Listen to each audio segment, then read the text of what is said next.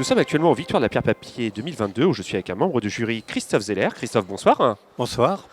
Vous êtes ici pour représenter le jury et pour nous parler d'un point d'actualité un peu sur l'ESG ISR. Où va-t-on avec l'ESG ISR? Le SGISR, c'est un label qui est délivré pour 3 ans. D'accord. Ce qui veut dire que quand un CIF ou un CGP commercialise un produit ISR ESG, eh bien, il le commercialise peut-être sur une durée beaucoup plus longue que 3 ans, bien évidemment. Et du coup, que se passe-t-il à la troisième année? La première hypothèse, c'est que le fonds reste ESG ISR et tout va bien.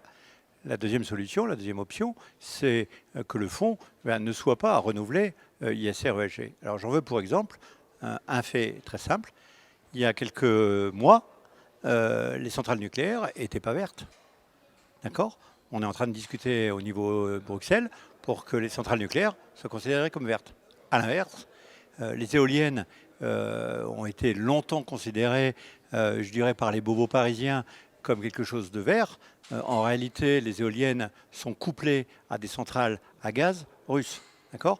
Donc quand il n'y a pas de vent, c'est une centrale à gaz russe qui fonctionne. Quand il y a du vent, c'est une éolienne qui fonctionne. Donc on voit bien tout de suite que dans 3 ans, qui pourra dire comment seront les choses? Donc quand on vend à un client de l'ESR et de l'ISG, on voit tout de suite que on prend un risque relativement important en tant que distributeur à distribuer ce type de produit. Donc il faut faire extrêmement attention. Et pourtant, 60% de la distribution se fait sur des produits ISR ESG. Donc on a devant nous un risque majeur. Eh bien, merci beaucoup pour ce rappel.